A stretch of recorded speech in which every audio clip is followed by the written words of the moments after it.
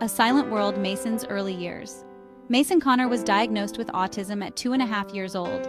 He was a bright and loving child, but he struggled to communicate. Mason was nonverbal. He couldn't use words to express his needs or feelings.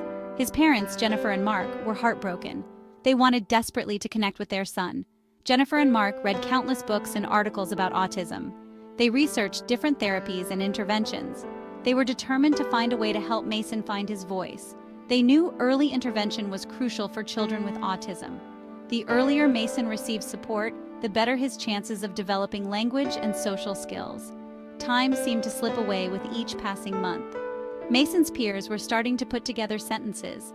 They were singing songs and making friends. Mason, however, remained trapped in a world without words. He communicated through gestures and noises.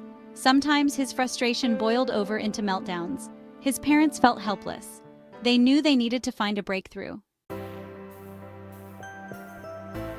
The search for answers, therapies, and treatments. In the quest to find effective treatments for autism, families often find themselves navigating a labyrinth of options, each promising a glimmer of hope. The journey is filled with trials, errors, and moments of triumph. Jennifer and Mark enrolled Mason in various therapies, hoping to unlock his potential and help him navigate the world more comfortably. He tried speech therapy, occupational therapy, and applied behavior analysis, or ABA. Each therapy aimed to address different aspects of his development, from communication skills to sensory processing and behavior management. They drove him to specialists across the state, clinging to any glimmer of hope. The long drives were filled with anticipation and anxiety, as they wondered if this next appointment would bring the breakthrough they so desperately sought. Some therapies yielded small victories. Mason's first high five with his therapist was a moment of pure joy, a sign that their efforts were making a difference, however small. Mason learned to make eye contact more frequently. This seemingly simple act was a monumental step forward, opening a new avenue for connection and communication. He began to tolerate certain textures and foods that once repulsed him.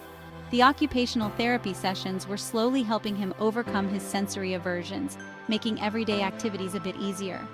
Yet the progress felt agonizingly slow. Each step forward was hard-won, and setbacks were frequent. The emotional toll on the family was immense, as they balanced hope with the reality of Mason's challenges. The financial burden of these therapies weighed heavily on the family. The costs were staggering, and the constant worry about money added another layer of stress to their already challenging situation. Insurance coverage was limited, and the out-of-pocket expenses mounted. Jennifer and Mark spent countless hours on the phone with insurance companies, fighting for coverage and trying to make sense of the complex policies.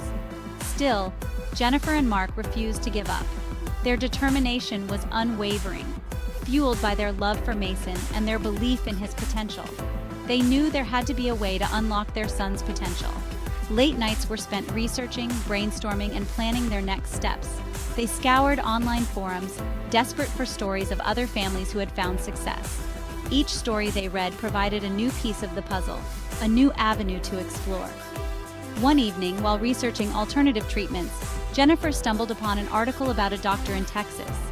The article described a promising new approach that had shown positive results in clinical trials. Dr. Richard Frye was conducting clinical trials on a drug that showed promise in treating autism.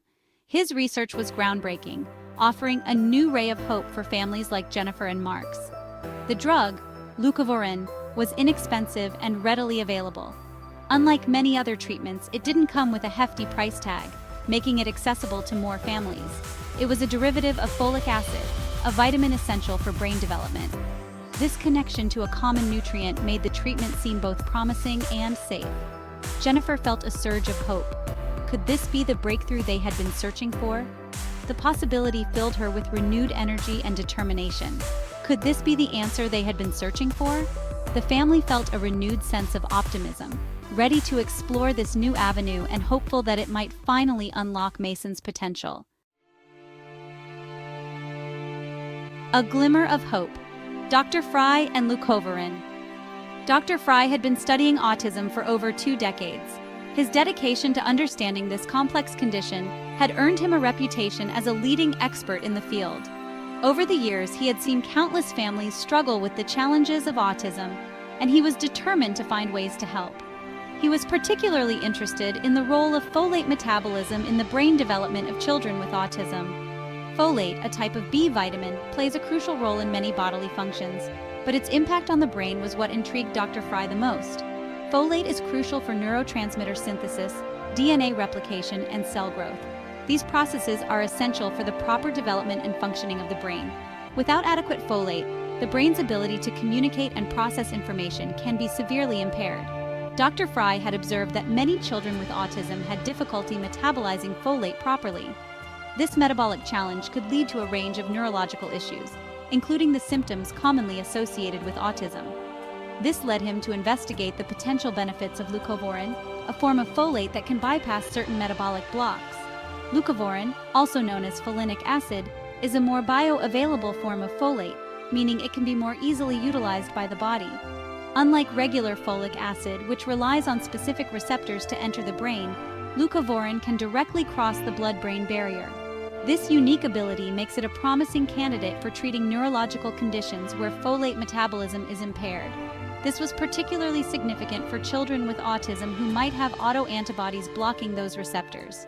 Autoantibodies are immune system proteins that mistakenly target and attack the body's own tissues, including the receptors needed for folate transport. Jennifer and Mark were cautiously optimistic. They had read about Dr. Frye's research and were hopeful that leucovorin could make a difference for their son, Mason. The journey had been long and challenging, but they were willing to try anything that might help. They scheduled an appointment with Dr. Frye and traveled to Texas for a consultation. The trip was filled with a mix of hope and anxiety, as they wondered what the future might hold for their family. Dr. Frye was kind and patient. He understood the emotional toll that autism could take on families and made sure to create a welcoming and supportive environment for his patients. He listened intently as they described Mason's journey. Jennifer and Mark shared their experiences, the challenges they faced, and their hopes for the future. Dr. Frye took detailed notes, ensuring he had a comprehensive understanding of Mason's condition. He examined Mason thoroughly and explained his theory about folate deficiency in autism. Dr. Frye believed that by addressing this deficiency, they could potentially alleviate some of the symptoms associated with autism. He proposed trying leucovorin, emphasizing that it was not a cure but a potential treatment that could improve Mason's communication and social skills. Dr. Frye was careful to manage their expectations, explaining that while some children responded well to the treatment, others might not see significant changes. Nonetheless, Jennifer and Mark were willing to give it a try, hopeful that this could be the breakthrough they had been searching for. Unlocking the brain, the science behind leucovorin.